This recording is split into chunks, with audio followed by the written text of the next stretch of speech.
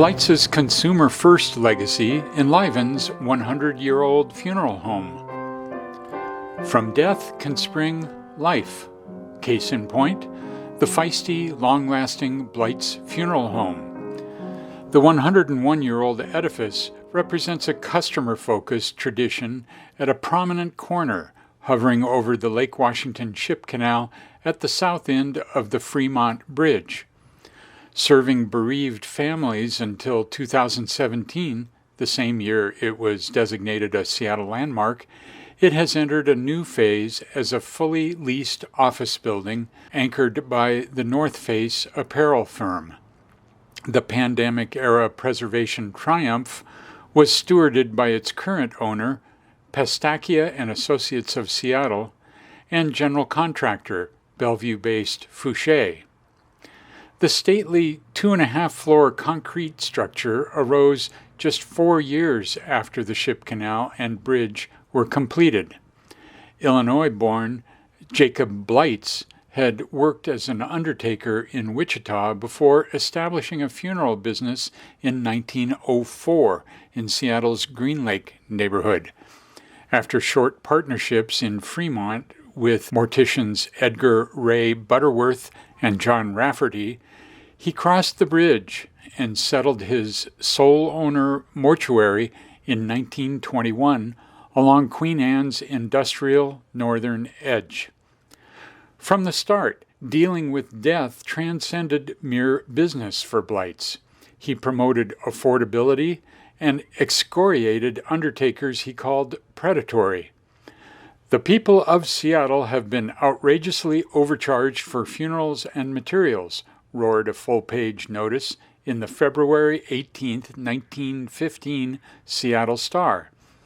His ads promised the lowest prices, and one even warned of graft by competitors, whom Bleitz said gave away hundreds of Christmas turkeys to induce referrals.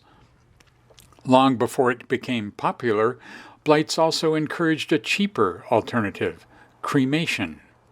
In the late 1930s, he went further, patenting and using an ultra-hot flame technique, leaving no remains, called evaporation.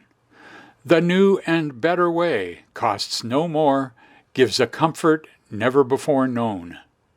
It didn't catch on. In the year Bleitz died, 1939, the family firm partnered with the new People's Memorial Benefit Association, a cooperative that emphasized spiritual rather than material aspects of attending to the bereaved. Later, the Bleitz Company became known in funeral circles for serving AIDS victims and the LGBTQ+ community when other mortuaries rejected them. Over the years, Bleitz Funeral Home handled more than 180,000 deaths, including the cremations of famed grunge rockers Andrew Wood in 1990 and Kurt Cobain in 1994. Today, the building showcases adaptive reuse, meriting an award in May from the Queen Anne Historical Society. Historian Michael Emick embodies the Bleitz legacy via family connections. Working stints at Bleitz were Michael's great-grandfather, Sam Fredrickson, 1970s, 1980s, Father Craig, 1975-2004, and wife Desiree, 2015-2017. Since 2014, the Emicks have operated their own West Seattle funeral business, guided by the Bleitz approach. As Michael says, not selling people something they don't need. In our first then photo, fronted by 3 cars, including a 1927 Pierce Arrow Center and 1927 Cadillac Wright, Bleitz Funeral Home presides next to the Fremont Bridge and along the Lake Washington Ship Canal circa 1930. The building's architect and builder are unknown. In our second then photo, Jacob Bleitz, left, confers with his son James, who followed in his father's funeral director footsteps. The chair in which James is sitting is still in use at Emick Family Funeral Services in West Seattle. In our third then photo, Lawrence Bleitz, left, younger son of Jacob Bleitz, stands at the KJR radio microphone while an unknown organist performs at Bleitz Funeral Home, circa 1930. The pipe organ was removed and donated in 2005 to Blessed Selos Catholic Church in New Orleans as part of Hurricane Katrina recovery.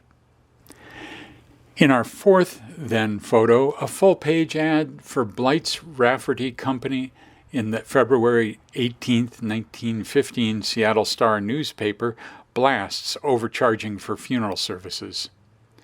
Kilbourne Street, by the way, is now North 36th Street in Fremont. Today, in this wider view of the landmarked Bleitz building are, from left, Michael, Desiree, and Craig Emick, their firm's 1972 Cadillac Miller Meteor hearse, Georgie Phelps of building owner Pestachia and Associates, Craig Smith of general contractor Fouché, and Leanne Olson, Maureen Alenga, and Michael Hirschensohn of the Queen Anne Historical Society. Demolition of a non-landmarked 1988 addition made possible the new 4-story office building at left. For more information, visit the Bleitz page on Facebook and qahistory.org.